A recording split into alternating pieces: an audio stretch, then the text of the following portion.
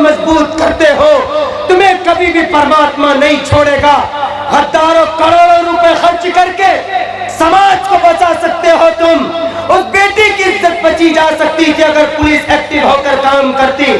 दिल्ली के अंदर तुम्हारा दमकल नहीं पहुंच सकता था जमीन के नीचे से, तो आसमान से बारिश करने के लिए अमेरिका के अंदर ऐसे ऐसे हेलीकॉप्टर है कि करोड़ों मिलियन पानी बरसाया जा सकता है। लेकिन नहीं, तुम्हें तो बिल पास करने से फुर्सत नहीं है, तुम्हें तो मुजस्समा बनाने से फुर्सत नहीं है, तुम्हें तो सीएबी लाने से फुर्सत नहीं है, जिसकी कोई जरूरत हिंदुस्तान के अंदर नहीं, जिसकी कोई हिंदुस्तान के संविधान के खिलाफ खुद वो चीज है।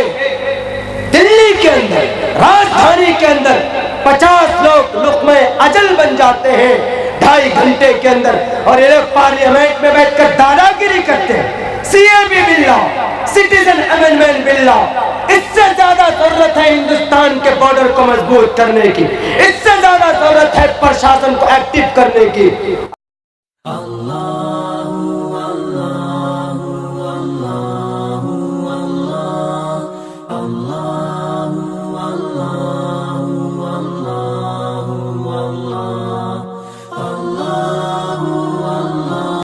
और वो गुरु ज्ञानी होंगे, वो अंतर्यामी होंगे। अंतर्यामी का मतलब वही के जरिए जो खबर दी जाएगी वो ज़ात अक़दस लोगों को बताएंगे। और मोहम्मद रसूलुल्लाह ही वो हैं जिन्होंने इस धरती पर बड़े बड़े गुनाहों का के असबाब का निवारण किया। जैसे शराब है, आप अलैहिस्सलाम के बारे में कहा गया अष्टो गुणः पुरुषम दीपयन्ति पर्याचकोलम चिदम शुरूतंच प्राकर्मश्य बहुभाषिता च। अष्टो गुणा, आठ सिफत लेकर वह आएंगे मेरे हिंदू भाइयों, 8 सिफत मोहम्मद लेकर आएंगे। अष्टो गुणः, सबसे पहले बात पुरुषम दीपयन्ति, ऐसे पुरुष होंगे, ऐसे पुरुष होंगे कि उनके काम से लोगों को फायदा पहुंचेगा। दीपयन्ति, रोशनी फैलेगी। मोहम्मद के काम से, उनकी जुबान से जो बातें आएंगी, लोग अमल करेंगे तो रोशनियां फैलेंगी। इसी को वेद के अंदर कहा गया अमिद्दी पृष्ठुति मेघामर्तस्य जगरम्बहम सूर्य वाजाले, लाइक अ सूर्य। जैसे सूरज पश्चिम से तुलू होता है तो पूरी दुनिया के अंदर 2-3 मिनट के अंदर उनकी रोशनी फैल जाती है। तो मोहम्मद पुरुषम दीपयन्ति, ऐसे पुरुष होंगे वो कि उनसे लोगों की जिंदगी जो गलत ट्रैक पर जा रही होगी, उनके बताए हुए मार्ग का दर्शन कराकर वो लोगों को सही दिशा दिखाएंगे। उनके जीवन ऐसे कल्याण होगा, मानवता का कल्याण होगा। पयाम इंसानियत, इंसानियत के पैगाम को आम करेंगे। आज हैदराबाद में क्या हुआ? कुछ दिनों पहले 4 शराबियों ने एक समाज की, एक इज्जतदार बेटी की इज्जत और नामूस के साथ खिलवाड़ किया। वजह क्या बनी थी?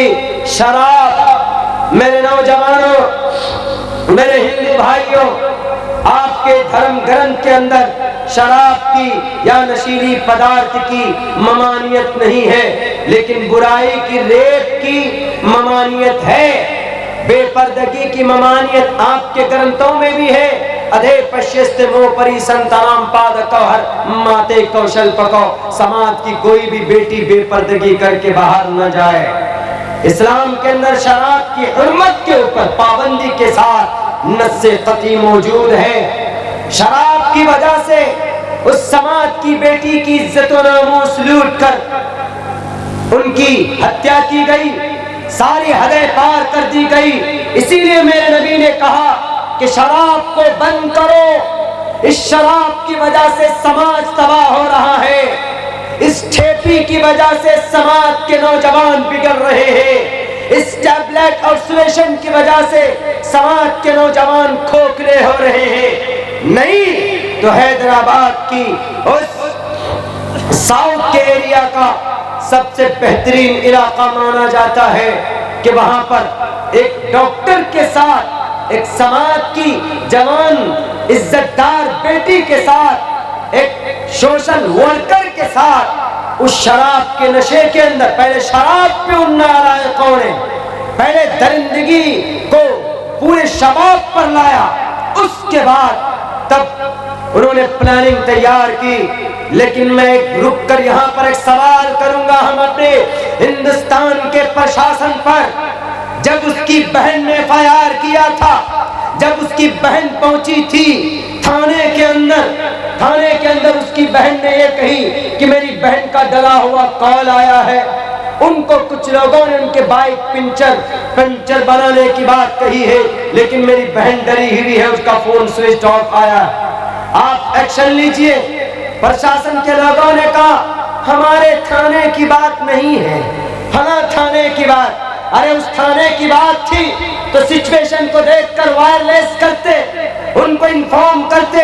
अगर प्रशासन एक्टिव होती, जितने पैसे खर्च करते हो मॉब लिंचिंग कराने पर, जितने पैसे खर्च कर रहे हो CAB लाने पर, दिल्ली के अंदर 43 लोग मौत के घाट उतर गए।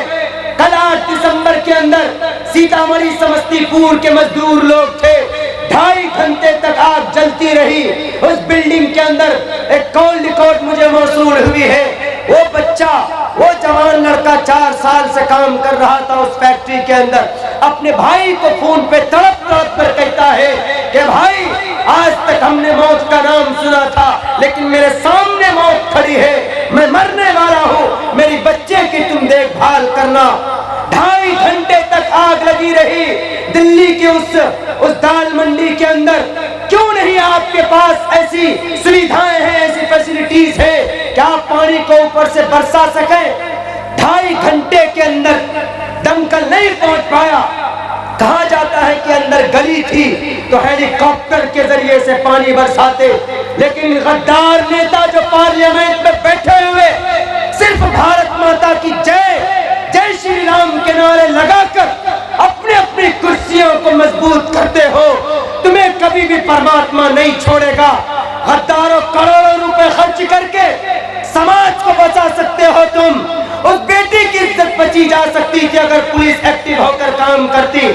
दिल्ली के अंदर तुम्हारा दमकल नहीं पहुंच सकता था जमीन के नीचे से, तो आसमान से बारिश करने के लिए अमेरिका के अंदर ऐसे ऐसे हेलीकॉप्टर है कि करोड़ों मिलियन पानी बरसाया जा सकता है।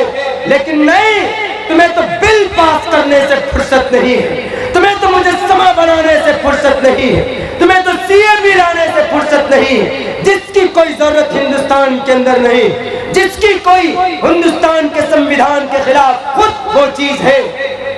दिल्ली के अंदर, राजधानी के अंदर 50 लोग लुक़्मे अजल बन जाते हैं 2.5 घंटे के अंदर, और ये लोग पार्लियामेंट में बैठकर दादागिरी करते हैं। CAB बिल लाओ, सिटीजन अमेंडमेंट बिल लाओ। इससे ज्यादा जरूरत है हिंदुस्तान के बॉर्डर को मजबूत करने की, इससे ज्यादा जरूरत है प्रशासन को एक्टिव करने की। अगर वो पुलिस वाला फौरन हरकत में आता, अगर वो पुलिस वाला फौरन एक्शन लेता, तो उस डॉक्टर की भी जान बच जाती और वो चारों मुजरिम भी मुजरिम नहीं बनते, उनका इनकाउंटर में मौत भी नहीं होता। 5 लोगों की जान बच सकती थी कि नहीं बच सकती? इन पर कोई बिल नहीं।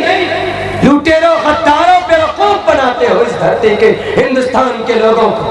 CAB बिल, मेरे हिंदू भाइयों, आप अगर सुनेंगे तो आप भी कहेंगे कि वाकईतन ये नफरत पर मबनी है ये CAB बिल।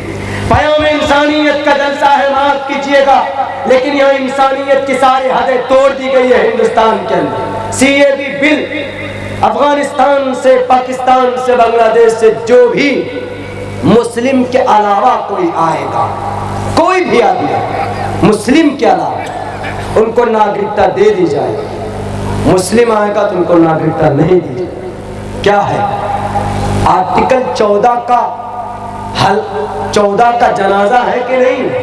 हिंदुस्तान के दफा 14 का जनाजा है कि नहीं? मेरे हिंदू भाई, आप ही फैसला कीजिए कि ये सही बिल है।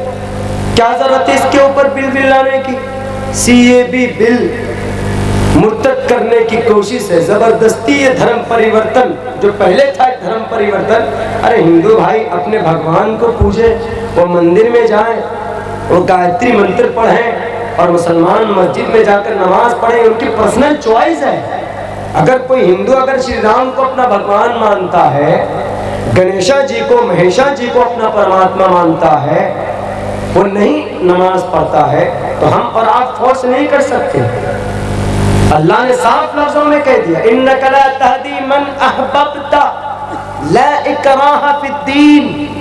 जबरदस्ती हम किसी को नहीं कहेंगे कि तुम कलिमा पढ़ो, नमाज पढ़ो, नहीं।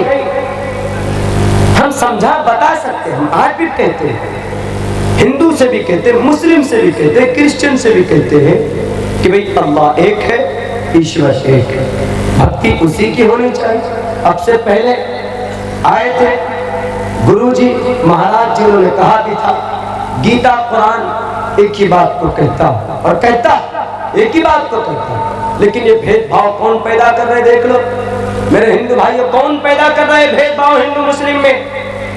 बिल्लाला का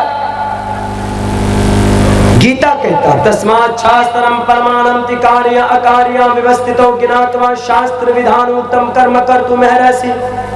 धरती के अनपढ़ कबार लोगों, मैं नहीं कह रहा, गीता कह रहा, तस्मात् शास्त्रम, तुम्हें सीए भी बिल्ला ना हो या तुमको कुछ भी करना हो, या मामला तुम्हारा उलझ जाए कहीं पर, तो क्या करोगे? अपने ग्रंथों को देख लो। श्रीमद् भगवत गीता